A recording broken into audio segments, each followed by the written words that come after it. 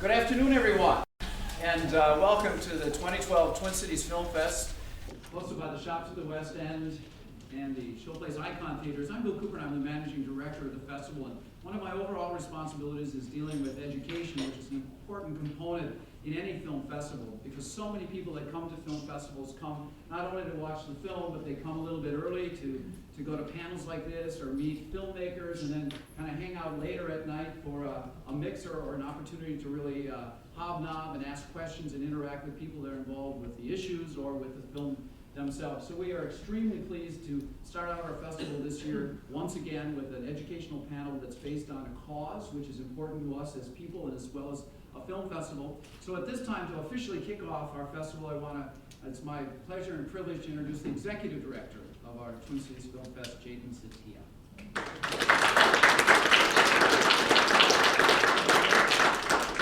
You'll have to apologize right after that. I'm just getting a little cold. Well, festival's hard business.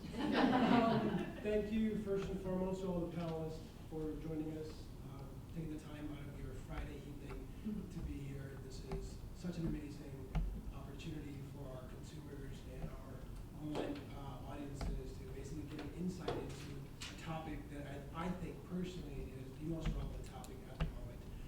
First year we started off the festival with Waiting for Superman, the educational documentary with David Stewart here. Last year our topic was bullying in our school systems with the Bully Project that opened our festival with Lee Hirsch here. And I can't be more excited to have Laura Silverbush here with A Place at the Table.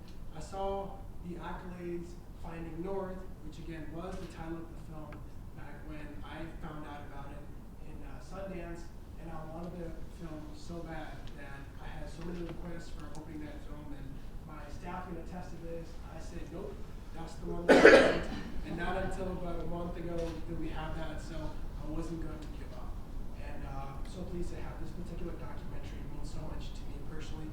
Being from a third world industrial country with India coming up, I've seen poverty every day on the streets. And to think that we live in a country where we have such surplus of food, and our kids and our neighbors and your friends that you may not even know about are going hungry every day. If we can do something, whether it's a dollar donation or in-kind donation, we know with these charities here, they go directly into their homes and into their refrigerators, and that's what we want to showcase here today. So without further ado, I'm going to pass it over to Ms. Julie Steifer from NPR, and she's going to help us introduce the panelists and then kind of take it from there. What we do is if you have any questions, just raise your hand, and the moderator will basically take your questions. Thank you guys so much.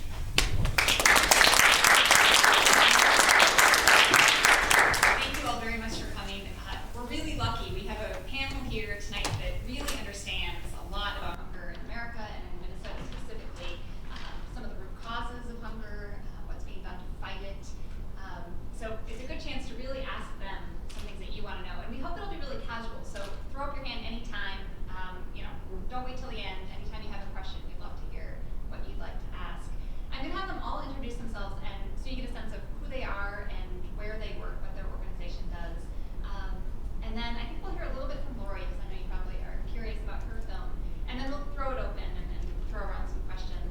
I do have one question. Could you give me, I want to know who you are. Could you just raise your hand if you work in the hunger relief community somehow? Okay, so. Yeah. Okay, so it gives me a good sense of sort of who we're talking to here. So why don't we just start, each of you maybe, 2 or 3 minutes, introduce who you are and what you do. Go ahead, Lori, let's start. Sure. I'm Lori Silverbush. I am one of the directors of A Place at the Table, which is premiering tonight, as you know. Just wanted to say very quickly, wow, and thank you so much.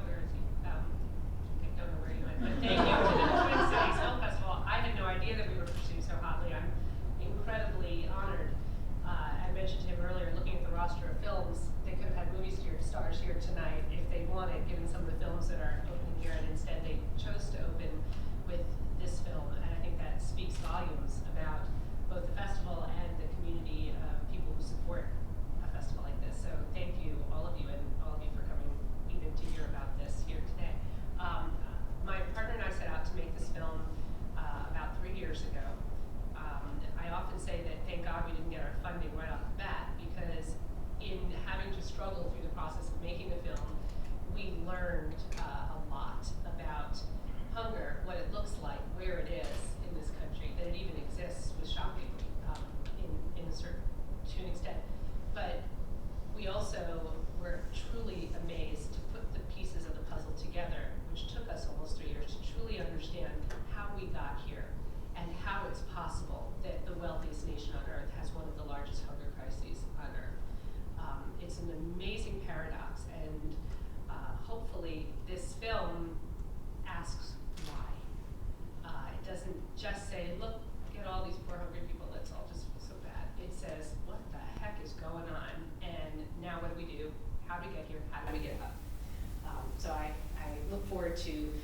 you all seen the film, I hope you all do, and then approach me with your feedback after. I'd love to hear from you. So thanks for coming. I'm Jackie Olson. I'm the executive director at STEP, which is the St. Louis Park, where you're located right now, emergency program. And we are the local food shelf in this community. And I'll be addressing more as we go on. Thank you, Mary. Hi, I'm Lori Kratchmer. I'm the executive director at Emergency Food Shelf Network, and we are a food bank, local independently operating food bank in New Hope. As a food bank, we are responsible for procuring food, either through donations or going out and purchasing food, and then deliver that food to food shelves and on-site meal programs, primarily around the Twin Cities, but we service about 26 counties in the state. A couple of real specific things that we're passionate about is increasing the nutritional content, getting healthier foods into the emergency food system, and also culturally specific foods. We have some programs where we increase access and availability of foods that certain populations are used to cooking with, and we source those foods and have a monthly distribution. So those are a couple of our niches that we focus on. And I'm Doug Peterson. I'm president of Minnesota Farmers Union, and Minnesota Farmers Union is about 11,000 member organization. I'm also secretary of the National Farmers Union with about 330,000 members. Nationally, Farmers Union's been around about 110 years. Minnesota Farmers Union's been around about 70 years. I also have been a farmer and have a 300-acre farm, western Minnesota, 3.5 hours from here, 14 miles from the South Dakota border. My wife is here with me tonight, Ellie, and she's the other part of our partnership. So there you go. And we have, I always forget to introduce your wife. So take care of that right away. I spent 12 years in the Minnesota legislature, on the Agriculture Committee, Environment Committee, and had some legislation that has been significant to each one of you. The 10% ethanol in your tank is mandated by the state of Minnesota. It's my legislation.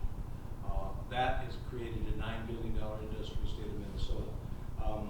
Besides that, I'm an auctioneer, I'm an artist. I used to teach art, and I used to coach gymnastics and football and girls gymnastics. There's a lot of women here tonight, so that's good. And I can show you how to do a few back bends if you wish.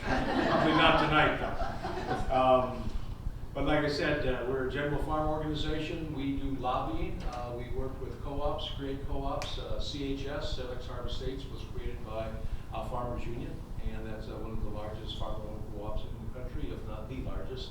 And we're a middle-of-the-road, common sense, fairly progressive farm organization.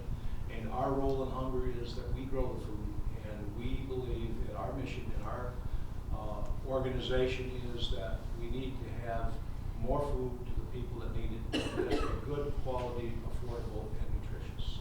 That's what we do. My name is Rob Zeski. I'm the CEO of Second Harvest Heartland, and I told Doug I had no idea I was going to be sitting next to such a Renaissance man.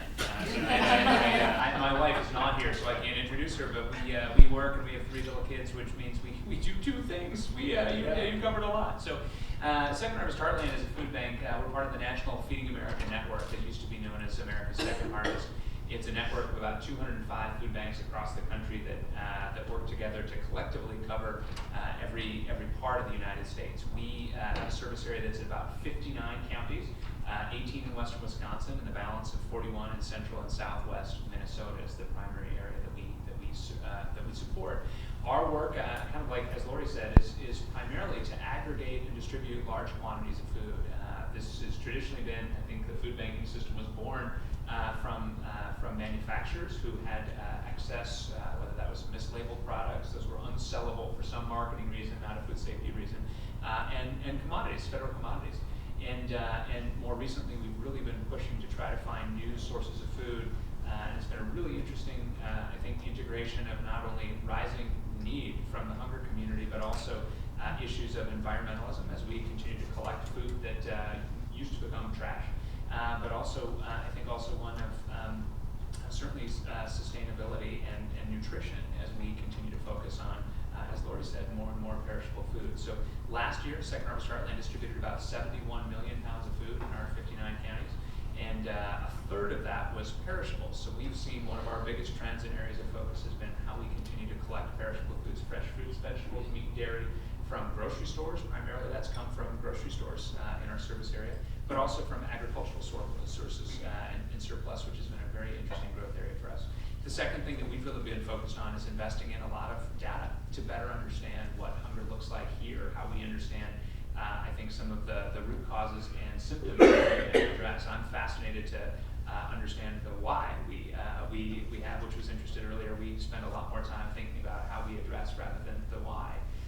And so I'm looking forward to this opportunity to talk with some great panelists. Thank you. All right, thanks everyone. I know some of you will probably see the film, but maybe we'll give you a small preview, just so that everyone kind of knows what Lori's been working on as we have this conversation. You followed for about 3 years 3 different people who struggle with hunger. Maybe you could tell us a little bit about who they are and what you think they show about the problem. Sure. We do follow different groups of people. I think when we set out to do our research, we had an idea, sort of a preconceived idea of who is going hungry in this country, and that was kind of turned on its head pretty quickly. One of we were introduced to a rural community in Colburn, Colorado, which is the western edge of Colorado, and met an entire town that is impacted by hunger and food insecurity. There's virtually nobody from the town marshal who has to go to a food pantry to get enough food to feed his own family, to ranchers, a ranching family that is only makes it certain months because they can hunt, and many months they can't even do that. And certainly they were in no way what we had thought of as hungry Americans. We went down to the Mississippi Delta, and we found the county that is simultaneously the hungriest in America and the most obese. And that was a great opportunity for us to explore the very clear link between those two states. That was a real education for me, the extent to which those two conditions are linked. And the film goes into reasons why and how that can be. And we found there was a little girl in the Mississippi Delta. She's awesome, Monica, you'll meet her.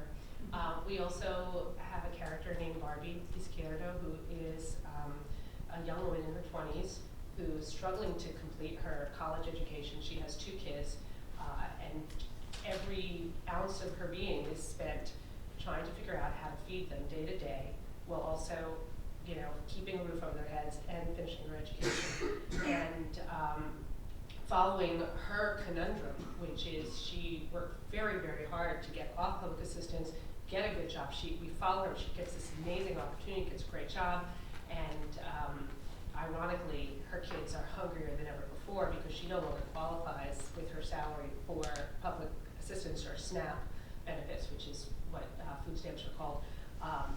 And yet her salary does not give her purchase power for enough food and healthy food to guarantee her children's sort of health and productivity. So, and we met many, many more people. That's who made it into the film. We met seniors, we met Native Americans, we met undocumented workers, we met old-timers, veterans. There were so many people that we wished we could have included, but we had 80 minutes to tell the story, and ultimately these were the stories that seemed to cover as much of the underlying systemic stuff that we wanted to present as to why we had it. So we're sort of throwing around this word hunger. Could you guys talk a little bit about what does it mean to be hungry in America, in the U.S.? You all have expertise there, so anyone who wants to tackle that. Well, I think one of the most important messages to get out is the face of hunger has changed so dramatically since the economic downturn several years ago. Lori touched on it. Prior to that, I think most people thought of hunger as being sort of an inner city urban issue. And it really is very much a suburban and rural issue as well. There's hunger in every county in our state. If you look at just suburban food shelves alone over the last 3 years have experienced a 90% increase in visits to their food shelves. So that's just the suburban food shelves. So just incredible increases in need since the recession. And you have 1 in 10 Minnesotans who are considered food insecure, which means they just don't always know where their next meal is going to come from. That's a pretty astounding number when you think about it. 1 in 10 of our neighbors, is food insecure. So I think you have a lot of people that are very new to hunger. There's a lot of situational poverty. You had folks who were living a very normal middle-class life. Somebody loses a job, and over time, they're finding themselves in a situation where they're having to choose on whether they pay the mortgage or they put food on the table for their family. So people who never in a million years thought they would have to visit a food shelf are visiting food shelves today. And there's a lot of pride. You know, a lot of people don't want to go.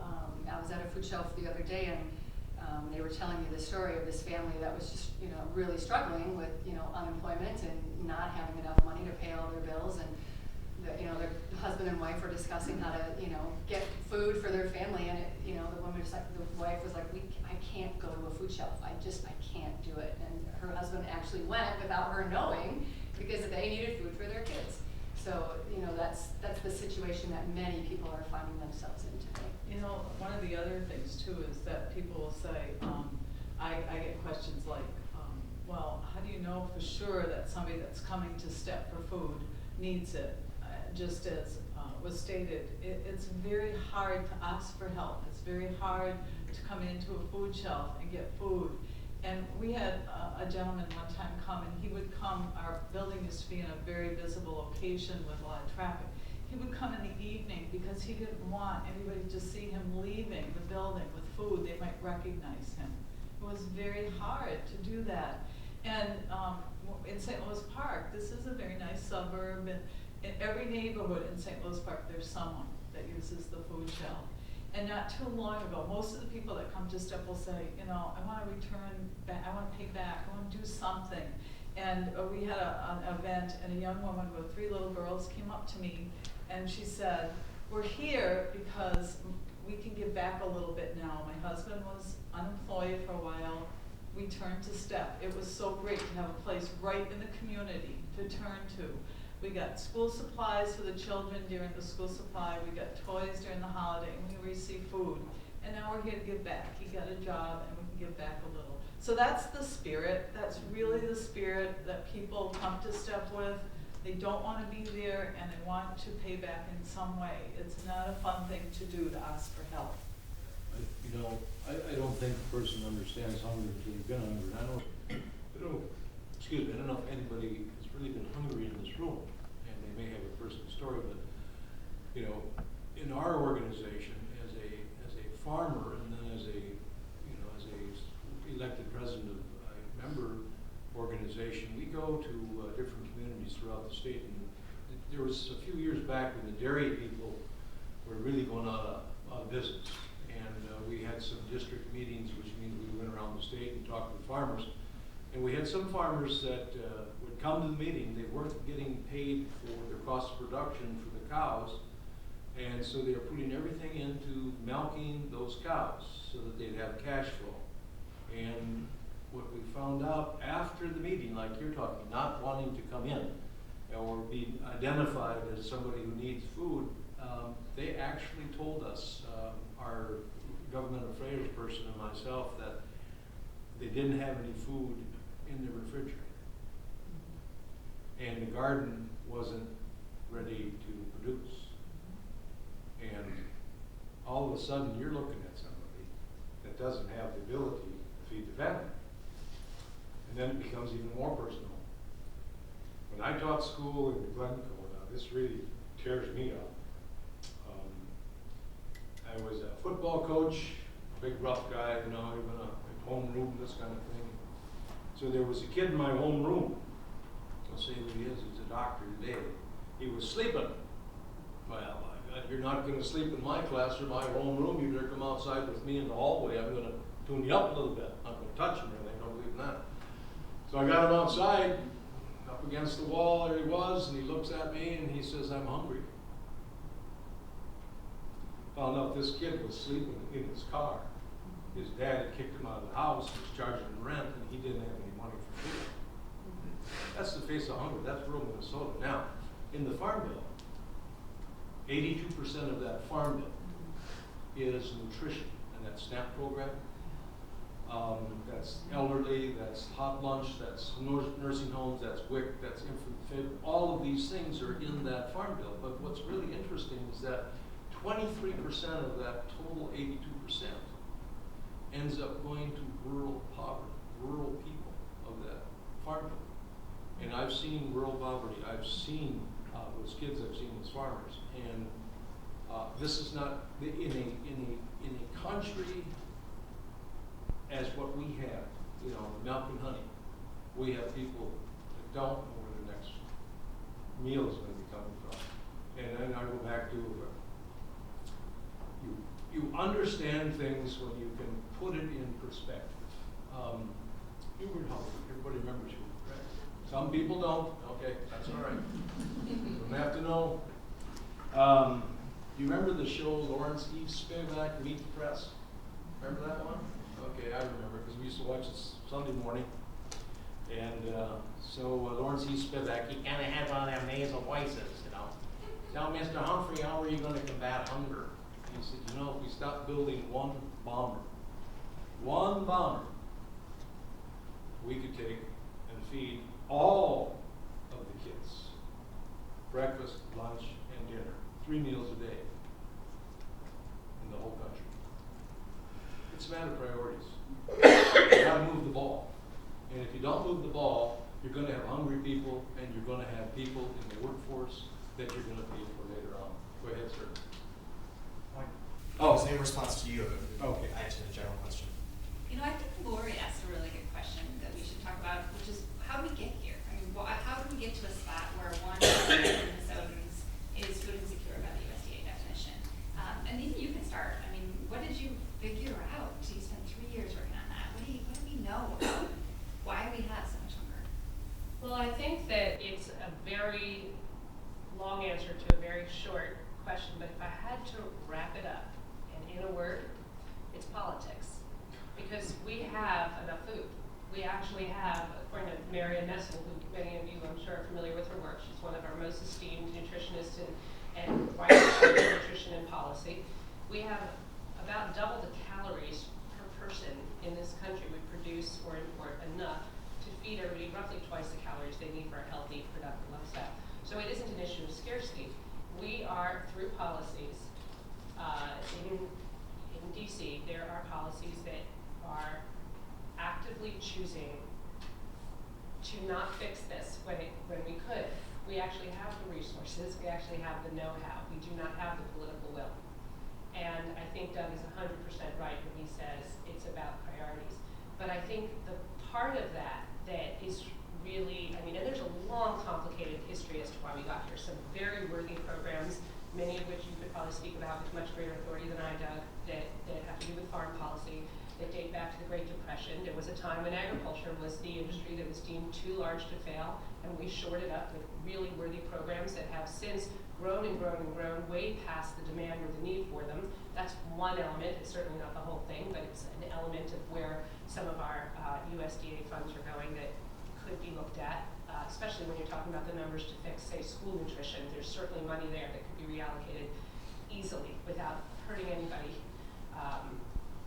When I mean middle class, people who really would feel it if money was taken away from programs. That my feeling about that is that we have gotten so far away from looking at. We ask the wrong questions. We're not saying, as a nation, why are so many people going hungry? We're saying, what can we do to get more food to them? And the truth is, every single person at this table is doing amazingly important work because we have rolled this public health crisis over into the private sector. And without them, people really would be starving. We don't have people starving, we have people in great need, and probably because of the efforts of people at this table. But the work that they're doing almost enables us to stop seeing the elephant in the room. Why are 50 million Americans in a position where they have to be putting their hand out? What about the ethical and spiritual side of having to put 50 million people in a position where they have to grovel like that? What does that mean for us as a nation? What does that say about us? I mean, a large part of this started for me because my husband is what they call a celebrity chef, and he raises all kinds of money for food. And we go to these big splashy events and people write big checks and they go home feeling like so good about themselves. They provided this many meals and that many meals, and no one says why are we in a position now to do this in the first place. It just doesn't even get asked. So that's where I get really kind of, you know, caught up in all of this.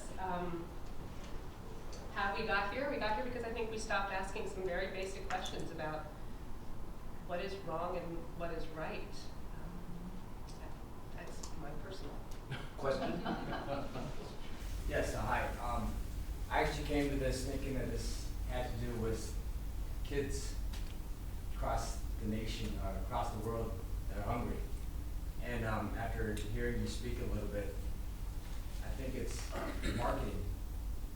You know, you look at the Susan G. Komen Foundation, great foundation, but they also can market it extremely well.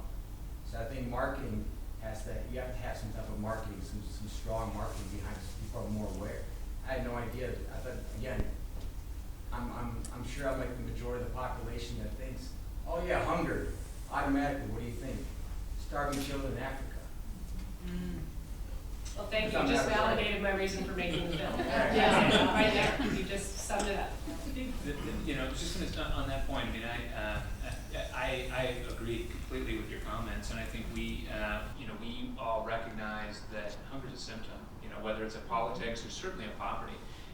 It's not a.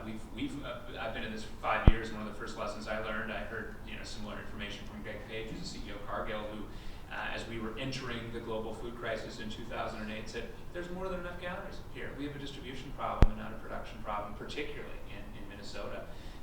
But I think the interesting thing about some of the marketing and awareness about this, and Lori hit this and Doug did right off the bat, is so many of our neighbors don't want to wear a ribbon and walk in a parade saying, I'm hungry, or I've been hungry. There's still a stigma around that. And I think it's both perceived by people who go through poverty and go through times of being food insecure, and I think it's also by people who haven't and have stigma about the worthy poor. And I think there are very complicated expectations of our low-income neighbors in the United States, and I think that's something that is a challenge for our marketing, for our clear marketing, and being able to say why this is an issue. When we know it's about poverty, it's not about access, it's certainly about access to food, but it's not the prevalence or availability of food. How we tell the story and ask the deeper questions about why, about making connections among our neighbors, letting people know how many of us will actually go through times in our lives where we will need help, is a harder story to tell than when you know someone who's been kind of stricken suddenly, and it's a very interesting thing for us to tell that story, and it's politically charged, certainly. And I just want to add one thing to that, because I think you are 100% correct, and it comes down to marketing. Because if we have a situation where people who are in positions of success and high esteem, the President of this United States gets disparaged and called the food stamp president, and it's made, that is adding to the stigma. One of the things that we've gotten some foundational support with this film moving forward, and the film is slated to be released March 1st, and there's a tremendous amount of activity to market the subject to Americans so that they're open to it by the time the film comes out. And one of the things that this foundation has given us money for is to specifically address the stigma around food stamps. Because food stamps are one of the most successful and effective government programs ever. Every single dollar you spend in a community is nearly doubled in terms of what it brings to the local economy. It should not be stigmatized. It should be supported in every way. The way we don't stigmatize public education for people who need it. It is an absolute stepping stool to productivity and health. We recognize that. And if we are going to have a nation where we are comfortable with paying people such low wages that working doesn't provide for their families, then we have to be comfortable with the idea of stepping up the social programs to make that possible. That's what I'm doing.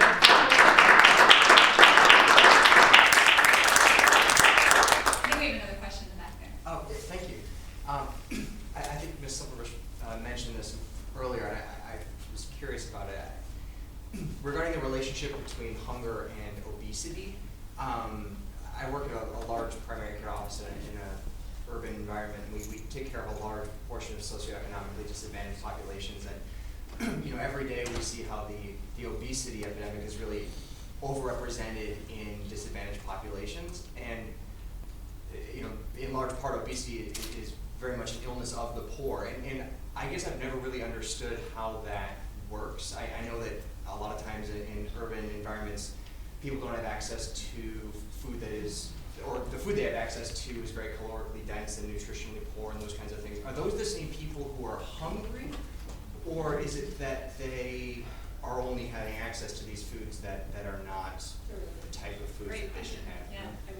I don't know if anyone has experienced. Well, you've got empty calories out there. Yeah. You've got distribution problems. I sat in front of the DNC because they asked, the National Farmers Union was asked to come in and present their food policies and agriculture policies, and it was asked by the mayor of Philadelphia about how we're going to get better and fresher foods into those urban deserts. And they don't have the fruits, they don't have the vegetables, they don't have the meats, they basically have the packages and they're frozen.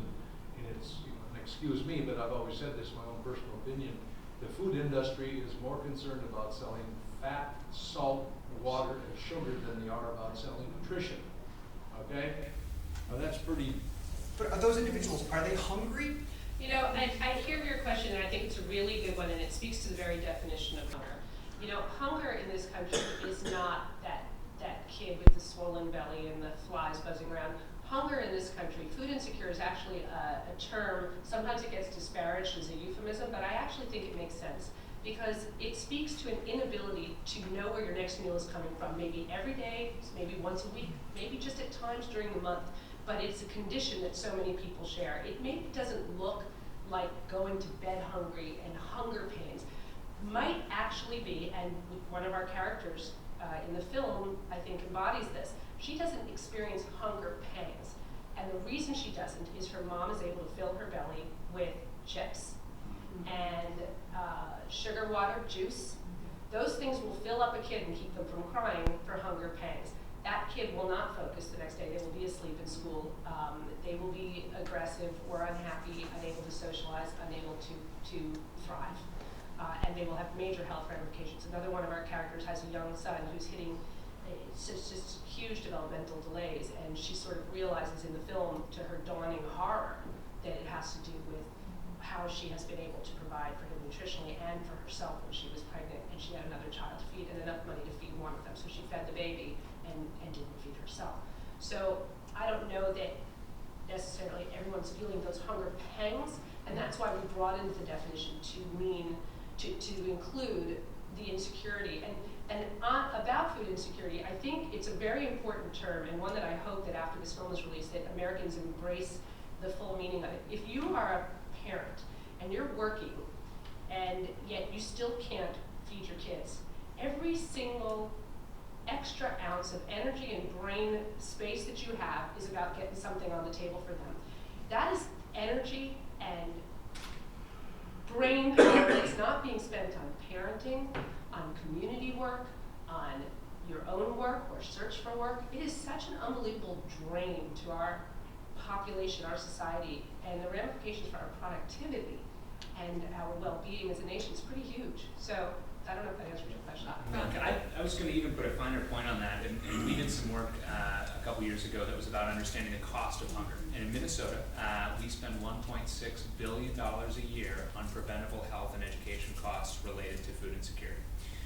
And I kind of think of the technical definition of food insecurity is a spectrum, starting with we don't know where the meal is going to come from, including or progressing to we're going to substitute foods to get some sort of calories in our body less than optimal foods. I'm making different choices based on my ability to get food to I literally don't have enough calories or nutritional content to keep my body healthy and moving forward. The studies did some interesting things, and they certainly quantified in terms of numbers things that intuitively we know, which is seniors who don't get enough food or don't get the right kinds of food spend more time in hospitals. We pay for this, right? We pay for this. Hungry kids, and I'm sure this is going to be borne out in personal experiences, don't stay on healthy development or drug paths. We pay for that. That is a cost to our system. What was most compelling for me in this financial study that we did was the impact of things like depression on parents. And I think this is a key thing for us to understand of hunger is not a pang, an episodic pang, it's a state. And when you stand in front of your stove or your kitchen or your sink and you don't know what you're going to put on the table tomorrow for your children, that is something that hangs over you every day. And it's, even if you find something tomorrow for them at school, you still live in a state of constant anxiety. Not only that energy, as you said, that could go to something else, but that constant gnawing and depression. And so the rates of depression for mothers in particular, suicide rates for teens who are hungry when we controlled for poverty, were astronomical. And so these were low-income kids and parents who were already struggling with the symptoms of being low-income. But once we add that issue of hunger, it's something different, and it's a state that we've got to continue to understand. You know, on the issue of nutrition and obesity, we should point out that the emergency food system, so food banks, food shelves, I think it's fair to say, correct me if I'm wrong, was not historically built on nutritional food, and has taken some effort to try to get healthier food in there.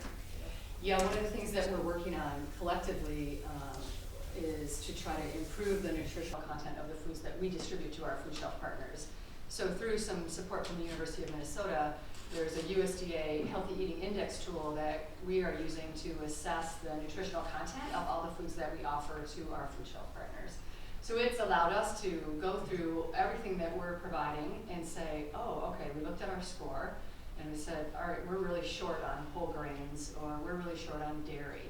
So it's a great tool to inform what we're purchasing for our food shelf partners, so that we can play our role, however small or large it ends up being for the individual client, in improving the nutritional content of what's going out. And that's primarily on our non-perishable product, but there's all sorts of initiatives through Hunger Free Minnesota, what Rob and those guys are doing at Second Harvest, and what we're doing at EFN to increase the amount of fresh produce that's getting into the system. And there's been really tremendous increases in great locally grown produce getting into the hands of those who need it. We've had great luck this year with working with the two food banks. We distributed over 2,000 pounds of fresh produce a week. And this took a real effort on our part, and clients, people that came to Step for Food, were so grateful to have fresh produce. And we have milk because there's a grant right now through Second Harvest. Otherwise, we would be spending $400 to $500 a week to get milk out to people. We have eggs because one of the congregations in the community purchase eggs for us each week. These are basic, good foods that we're very intentional about getting on the shelves to people. We're cutting out the sugar and the sugar cereals, which seem to be so easy to access, and I'm not sure how that is, but that happens all the time. I don't understand it. Well, I mean, it's controversial, and it's not something that everybody necessarily wants to talk about, but there's a really good reason why foods that are very high in sugar, high fructose corn syrup, there is a major industry involved in trying to turn corn products into food substances because they are cheap, and they make the consumer gets very cheap, very sugary or low nutrition food. I mean, when you have a situation where an industry is in a position to lobby heavily to continue to receive subsidies that enable these ingredients to be produced at such levels that I mean, when you think about it, when a cheeseburger with all of the packaging, marketing, advertising, processing costs less than a peach, it boggles the mind. But then you realize that every single step in making that cheeseburger is subsidized. That's why I say it's politics, because policy is being written every day, laws are being designed to enable that situation. I have talked to fruit and vegetable farmers, and they don't want handouts, they want a market. And so good government and intelligent policy is about helping to encourage those markets. I think that every farmer I've ever met says, you know what, if you're handing out government contracts, don't hand out government contracts for, sugar cereals to be put into classrooms. Hand out a government contract that a certain amount of locally sourced fruits and vegetables must be in every classroom, and then support that you'd see a huge rise in the demand for these products, and therefore where demand, prices follow, production follows. So it's economics 101, and I get in trouble for saying this. There's a lot of food on the food shelves that is not healthy food, and the good people running these programs are kind of heartbroken about it, because giving somebody something is better than nothing. Big corporations, you mentioned your buddies at Cargill, they're getting a huge tax break for handing over stuff that they would actually have to pay a fortune to dispose of. So it is in their best interest to be charitable. They kind of get paid coming and going. If you think about the ingredients that go into those products getting subsidized, and they're getting a tax break for unloading it on poor people, it's a whole secondary food system for the poor. And someone's getting rich, but it's not the client, I can promise you that. I think we have another question. Well, she kind of started talking into a little bit about what my question is. So, having been somebody who has been hungry, who has made the choice to feed the child as opposed to myself, and now running a nonprofit and working through college, I understand the hunger problem very well. One of the things that gets me at my core is when politicians want to create regulations to limit what people can buy as their food stamps. So they don't want them to buy the chips, they don't want them to buy the sugary cereals, they don't want them to buy the heavily processed foods. Can this panel speak to why people who are hungry buy those foods? Because there's a specific reason they do. And then what we can do as a society to pressure to get equalized pricing for the good foods, the produce, the good meats, the good grains. So can you guys kind of address that a little bit? Yeah, I mean, I think anybody who is struggling to put food on the table for their family is trying to stretch their dollar as far as they possibly can. And the perimeter of the grocery store, which is where the healthy foods are the most expensive. So they naturally migrate to the center of the store where the processed crap is, and that's, because they can stretch their dollars so much further. One program that we have at EFN that helps someone stretch that food dollar is called Fair for All. It's a low-cost grocery sales program, and it is boxes of fresh produce and boxes of frozen meats to some of the most expensive things in the grocery store. And it's a cooperative buying program, so the more people purchase, the lower our prices can be. Obviously, as a food bank, we're not trying to make profit; we're just trying to cover our expenses. So we can offer these items at a really low cost, and it does help that person who is really struggling to stretch their dollar to get healthier foods onto their table. Is it to your question, is it an education piece? Is it? I guess I'm not really sure, because I keep hearing people talk about how people that are poor are so obese and they're making wrong food choices. When I don't necessarily think they're making wrong food choices, they're trying to stretch those limited dollars that they have to feed however many children and themselves.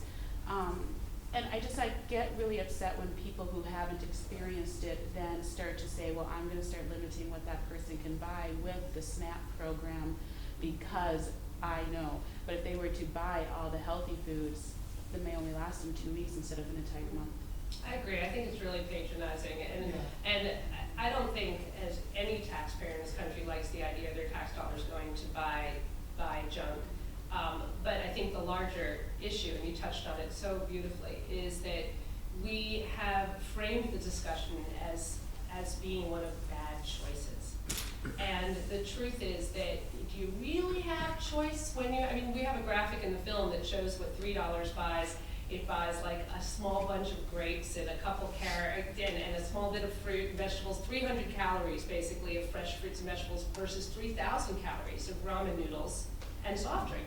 So it's basic math, and when people sort of like to put it in the terms of, well, you've got to sort of take care of these choices for people because they're making poor choices. Sure, education is a component of it, and we can do much better in educating people about what healthy choices are. But if they don't have the purchase power, we can educate them until the cows come home. It's not gonna mean much. And I think that so much of the obesity debate also focuses on poor choices and let's move. I love Mrs. Obama's focus on this. I'm so glad she's doing it. But quite frankly, I see that her hands are tied. She cannot say, eat less meat, eat lower fat. The dairy industry is paying for massive amounts of no one is allowed to say, cut that stuff out of your diet. There's too much pressure from the largest stakeholders in that industry. So what you've got is a situation where people are getting blamed as if they just make poor choices, as if it's happening in a vacuum, as if the game is kind of a little fixed to begin with to make those choices necessary. That leads neatly into my question, which is, where are the food industry giants here at this panel? Where is General Mills and Cargill, and when you were doing your film, did you meet these people and how did they respond to these various issues you're raising? We definitely tried to reach out. First of all, I do want to say that I don't consider these food corporations to be the devil, and I don't consider them to be the bad guys necessarily, because I do think in a capitalist society, and your bottom line is what you're supposed to do. You're supposed to look for profit, and you're supposed to take care of your shareholders. I'm not mad at that. I'm mad at a regulatory environment that allows big industry to run unchecked, counter to the interests of the larger population. And so when you've got politicians who sort of knowingly let regulations, the lack of regulations to an industry exist, what you end up with is this kind of an outcome. We did approach people from large food organizations. As you can imagine, they weren't too eager to talk to us. They also didn't think we would amount to much. So it wasn't some big skin off their, they didn't really worry about it. My big concern with those organizations, again, like I said, it's their job to make money. What bothers me, what really gets my goat, is that so many of them are the biggest contributors to hunger relief efforts in this country, and quite frankly are the reason why food shelves are able to offer food, because they, with their Stamp Out Hungers and can drives and all of the work that they do, and frankly the tons and tons of product that they allow to go into that secondary food system, people are getting fed because of it. But at the same time, they are very efficiently lobbying Congress to make sure that people don't get paid a living wage in their own organizations, so that you have companies like Walmart. They are the second largest employer of people who need food stamps, the first being the military. So you've got a situation where they are getting all of what Janet Poppendieck, who writes beautifully on this in her book, Sweet Charity, she calls it the halo effect. You have the Con Agras of the world looking like heroes in the hunger relief space. And their logo is on every website of every important food agency and hunger relief agency there is. But they are doing the real quiet work of making sure that people need that help in the first place. That's policy, that's politics. Just let me say something. We're farm people, okay? We grow, and we grow to a market. We grow to market trends. We grow what will make us money so we can stay on our farm. And I can agree with you on the issue of the food giants of the world. And I always kind of put it this way in the legislature, and much to the chagrin of some of our colleagues that were on the food selling end. And I introduced, this is a true story, I introduced a person who represented all of the food giants, okay, into the rest of my legislative colleagues. And here's how I introduced them. Please remember that the person that's going to give you testimony today buys from the farmer as low as he can and sells his supplies back to him as high as he can. So please take that into consideration as he gives testimony. Well, he wasn't too impressed with what I said. And you know what? I didn't care, because he was working the system so that he takes the raw material, the commodity, processes and redefines and redevelops and sells that on our backs, frankly. And yes, commodity prices have been high, and we've been doing well because of those things, and things have changed. That also drives people out of farming and adds to concentration, which the large food giants absolutely want to see. And they're not working to pass any farm bill, I can tell you that, and they sure as hell don't want conservation, okay? But I mean, my point is, you end up with people that have to grow to a market. And we have to sell to that market. It's kind of interesting, we're also members, National Farmers Union, and our group that another group that I chair called the Farmers Union Industry is members of the World Farming Organization. And we work with the FAO, with the United Nations. And we have found out in some of the seminars and conferences that we have gone to, for example, in, I believe in Chile, they can raise 23 different kinds of apples, okay? The market will only demand 4. So the rest are gone, okay? The rest are gone. The diversity, the biodiversity of food within the world spectrum has now been marginalized because the market will only demand and be able to sell those 4. Same thing with wheat, same thing with the other things.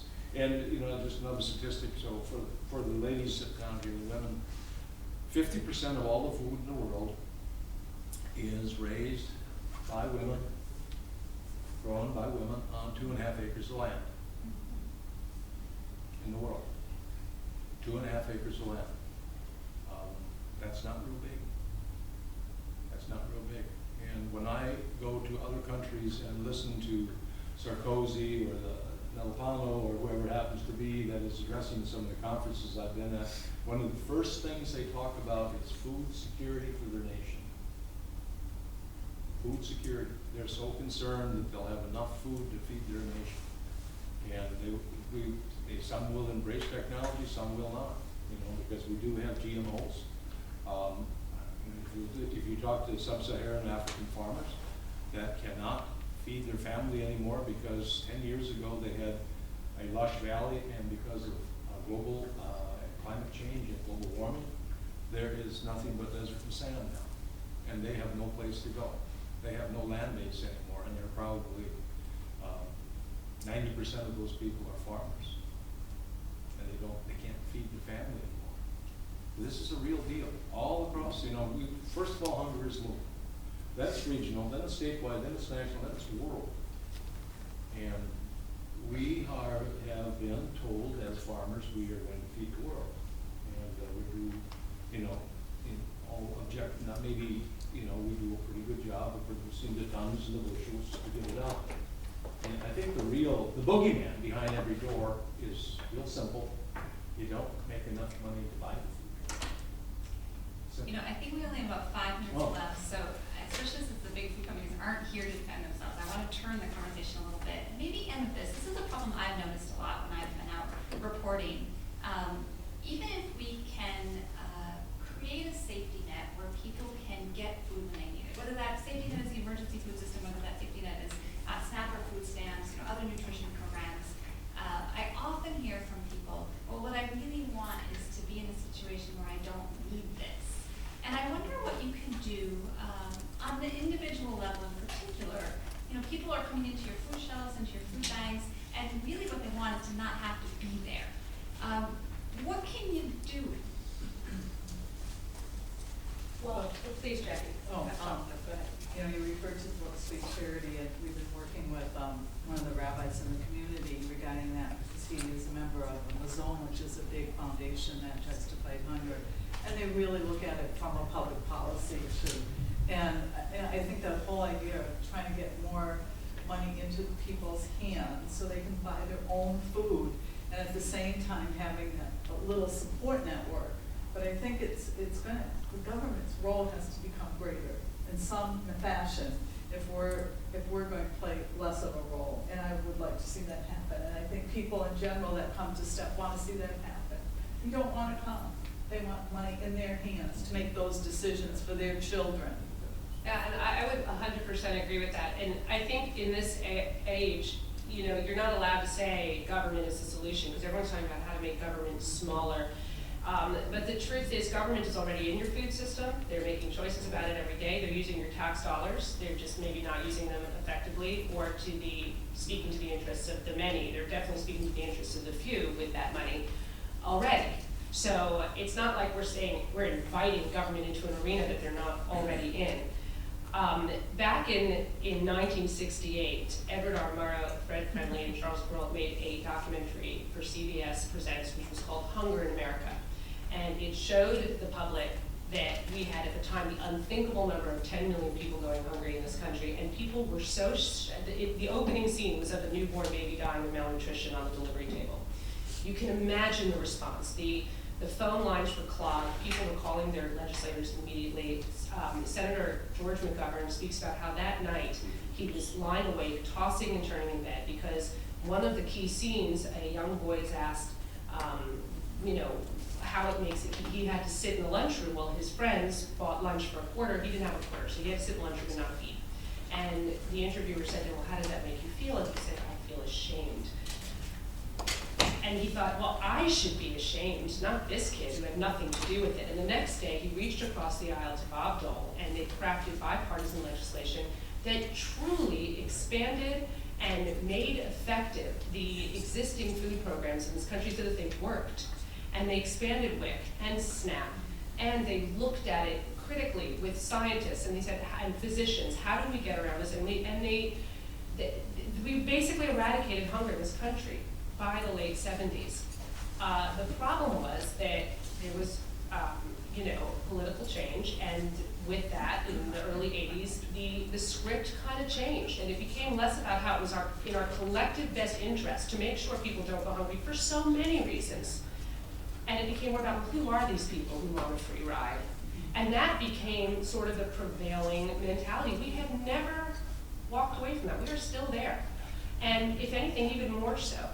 So the truth is that we've got to understand that government is in there on this. And to simply say, oh, well, some problems are simply too big for charity to fix. For the best hearts in the country, we still can't do it. If we increased our charitable response tenfold, by a factor of 10, we still wouldn't be able to feed everyone. We need those government programs. We just need them to work.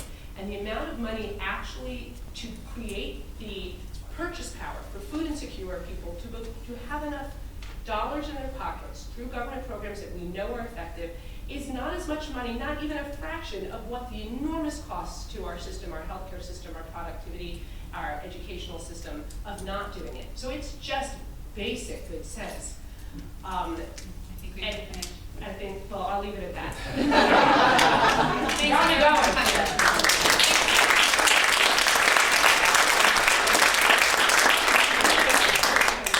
Thank you, Lori, for being here and showing your amazing film, which we'll get to see in the next hour and a half or so. A couple quick things. We are giving back. That's something that I'm very proud of. The proceeds from the ticket sales from tonight's movie, as well as we have two other hunger events. One's at the Brad Street Craft House, which is actually a cook-off. And that's going to be fun. 3 chefs, 3 judges, and 6 secret ingredients. They don't know, but it's going to be the 6 ingredients used most at a food shelf. So like spam is one of the ingredients, I can tell you. So that's more of a fun event, but again, the cause is the cause. So, and then our third event is at the Doubletree Hotel right here on next Friday. It's an Entwine, like a wine and food pairing as well. So again, all the proceeds get divvied up between these 3 organizations equally. So show your support, tell your friends, be there. If you don't have any information on some of the films, we have it right here. But beyond that, thank you guys for being here in attendance, and we'll see you at the festival. Thank you.